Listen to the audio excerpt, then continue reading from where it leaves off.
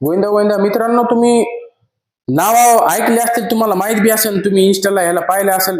Hotel Bhagyashree, hotel तिरंगा, 7777, जलपरी. ह्या हॉटेलचे मालक म्हणजे काय झाले, हे म्हणजे बोकड्याच्या मुळावरच उठलेत पाय. म्या 10 कापले, म्या 12 कापले, म्या 20 कापले, म्या 25 कापले. असं करू करू यायने का नाही म्हणजे बोकडे का नाही नामशेष व्हायच्या मार्गावर आले तिथं. म्हणजे हे काय झाले, बोकडो के कातील कार्यक्रम झाले यायचा. म्हणजे हे दिसले तरी बोकडे जागेवर मुतत असतील असं मला वाटायले.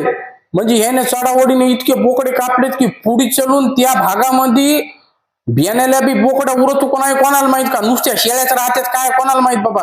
आणि त्याचं पाहून काय झालंय, त्याचं पाहून आपल्या इकडे बी तशीच झाले. तर मी आज 2 कापले, मी 3 कापले. आता एक आमचा दोस्त आहे, त्याची हॉटेल आहे कंदुरी मटन, हप्त्यात 3 बोकडे कापतो म्हणला. म्हणलं बापा तू काऊन उग हे करायला बाबा, पापाचा धनी व्हायलास. म्हणजे मो म्हणणं काय बाबा, खा त्याचा काही विषय नाही. पण चढावडीने समजा तुम्ही 10 कापीच असताना, रोज 12 कापीच असताना, तुमचं तुमच्या जीवाला माहित. पण काहीच गरज नाही ना मुक्या प्राण्याचा जीव घ्यायचा.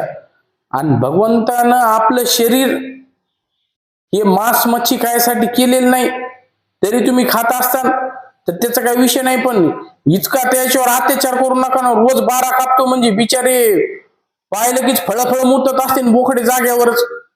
माझं म्हणणं एवढंच आहे, खा, त्याला काही विषय नाही.